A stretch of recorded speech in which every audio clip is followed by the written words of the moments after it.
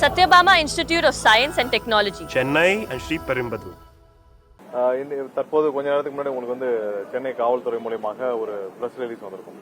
அதாவது நான் இந்த 40 நாளா சொல்லிட்டு இருக்கோம், திமுகவும் திரு ஸ்டாலின் அவர்களும் திரு எடப்பாடி அவர்களும் சேர்ந்து குறுக்கு வழியில் ஆட்சி அமைக்க முயற்சி செஞ்சுட்டு இருக்காங்கன்னு சொல்லிட்டு இருந்தோம். அதுதான் இன்னைக்கு அதோடைய வெளிப்பாடு.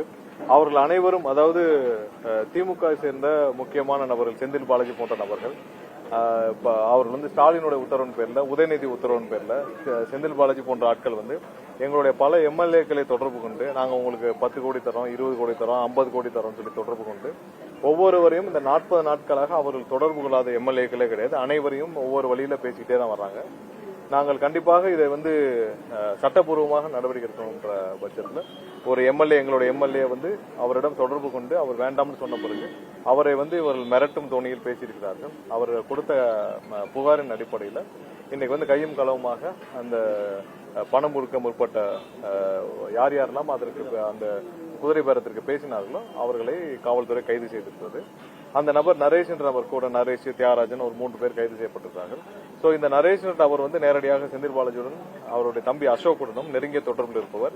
அவருடன் தினமும் பேசியிருக்கிறார். ஒவ்வொரு நாளும் இது தொடர்பாக எல்லா கம்யூனிகேஷனையும் பண்ணியிருக்கிறாரு.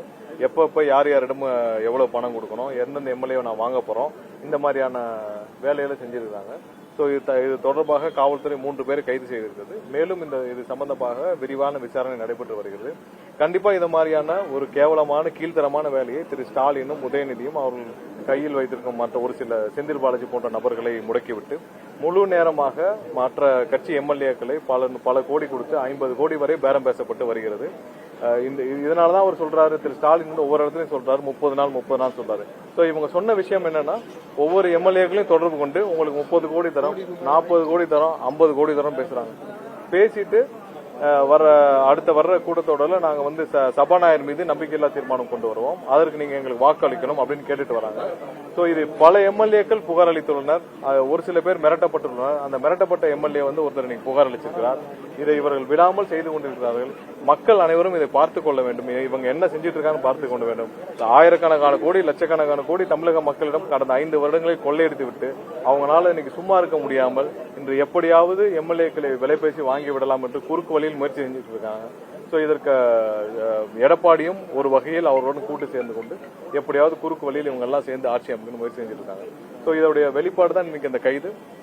ஒரு புகாரின் அடிப்படையில் இன்னும் பல பேரை இவர்கள் தொடர்பு கொண்டு பேசிட்டு வராங்கன்னு எங்களுக்கு தகவல் இருக்கு. பலர் புகார் அளிச்சும் உள்ளனர். கண்டிப்பாக யார் யாரெல்லாம் இந்த மாதிரியான கீழ்த்தரமான வேலைகளை செய்வார்களோ சட்டப்பூர்வமாக கடுமையான நடவடிக்கை, புகாரின் அடிப்படையில் பல பேர் புகார் கொடுத்திருக்காங்க, சட்டப்பூர்வமான கடுமையான நடவடிக்கை எடுக்கப்படும்.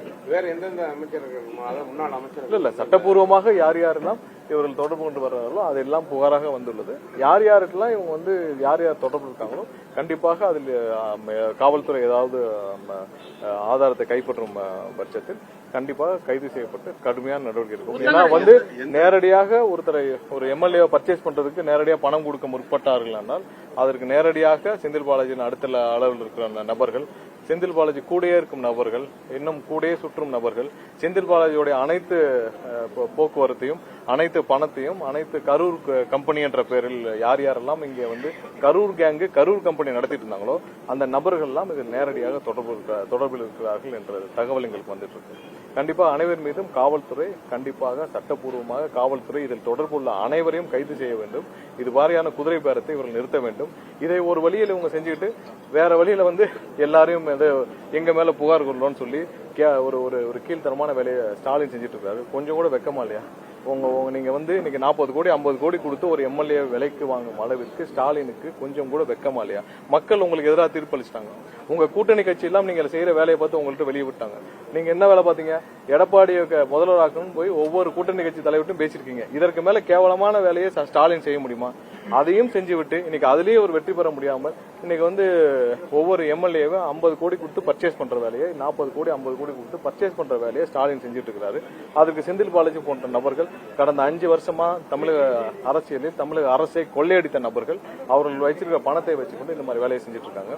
இன்னைக்கு நேரடியாக செந்தில் பாலாஜி தொடர்புடைய ஒரு நபர் வந்து பேரம் பேசியதெல்லாம் நம்ம கண்டுபிடிக்கப்பட்டோம். இன்னும் எத்தனை பேர் இது மாதிரி பேரம் பேசிட்டு இருக்காங்க? யாராலும் ஒண்ணு மட்டும் ஸ்டாலின் புரிஞ்சுக்கணும், எங்களுடைய எம்எல்ஏக்கள் எல்லாம் வந்து 3 லட்சம் 4 லட்சம் செலவு பண்ணி உங்களை மாதிரி 1000 கோடி இல்ல 500 கோடி வந்து ஒரு மாவட்டத்துக்கு செலவு பண்ணலாம் இங்க யாரும் இல்ல. 3 லட்சம் 4 லட்சம் செலவு பண்ணி தான் எங்க எம்எல்ஏ ஆனாங்க. அடுத்த தேர்தலும் நாங்கள் இப்படித்தான் எதிர்கொள்வோம். ஒவ்வொரு தேர்தலும் நாங்கள் எங்க எம்எல்ஏலாம் 2 லட்சம் 3 லட்சம் செலவு பண்ணி அவங்களால முடிஞ்சளவு பிரச்சாரத்தை பண்ணுவாங்க. மக்கள் எங்களுக்கு வாக்களித்திருக்காங்க. மக்கள் அனைவரும் 100% நம்பிக்கையோட எங்களுக்கு வாக்களிச்சிருக்காங்க. உங்களை மாதிரி ஓட்டுக்கு 2000 கொடுத்தோம் இல்ல ஒரு தொகுதிக்கு 70 கோடி செலவு பண்ணியாலும் இங்க யாரும் வரல. அதனால எங்களுடைய எம்எல்ஏக்களுக்கு அதே 2 லட்சம் 3 லட்சம் இருந்தா போதும். அடுத்த தேர்தல் எப்ப வேணாலும் சந்திப்போம். இன்னைக்கு தேர்தல் வந்தாலும் நாங்க சந்திப்போம், நாளைக்கு தேர்தல் வந்தாலும் நாங்க சந்திப்போம். அதுல எந்த பயமும் யாருக்குமே கிடையாது. நீங்கள் இந்த கேவலமான வேலையை விட்டுட்டு உண்மையாக நீங்கள் செய்த மக்களுக்கு என்ன 5 வருஷம் நீங்க என்ன கெடுதல் செஞ்சீங்க, என்ன தீய வேலைகள் செஞ்சீங்க, அதை உணர்ந்து மக்களிடம் மன்னிப்பு கேட்டுவிட்டு தயவு செய்து அரசியல் இருந்து ஒதுங்கிருங்க. திரு ஸ்டாலின் இதுக்கு மேல நீங்க அரசியல் இருந்து ஒதுங்கிருங்க. ஏன்னா இது வரைக்கும் ஒரு முதலமைச்சர் வேட்பாளர் தோற்றுள்ளாரா? ஒரு முதலமைச்சர் வேட்பாளர் முதலமைச்சராக இருந்தவர் இன்று அரசியல்ல தோற்று போயிருக்கிறார். இதற்கு மேல என்ன கேவலம் இருக்கு? கடந்த 50 வருஷத்துல அந்த மாதிரி நடந்திருக்கா? 50 வருஷத்துல ஒரு திமுகவுடைய ஒரு முதலமைச்சர் வேட்பாளர் தோற்று போயிருக்கிறார். அதுதான் மக்கள் உங்களுக்கு கொடுத்த ஒரு பாடம். இதற்கு மேல திருந்துங்க. இதுக்கு மேல உங்களுக்கு வந்து அடுத்த வர சந்ததியை ஒழுங்கா வழிகாட்டுங்க. இன்னும் போய் 50 கோடி கொடுத்து செந்தில் பாலாஜி போன்ற நபர்கள் நீங்க கூட வச்சுக்கிட்டு, அசோக்குமார் நபர்களை கூட வச்சுக்கிட்டு நீங்க கட்சியை நடத்துனீங்கன்னா இப்படிதான் இருக்கும்.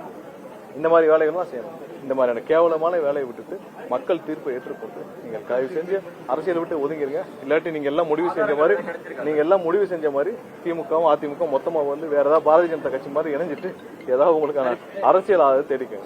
Satyabama Institute of Science and Technology, Chennai and Sri Perumbudur.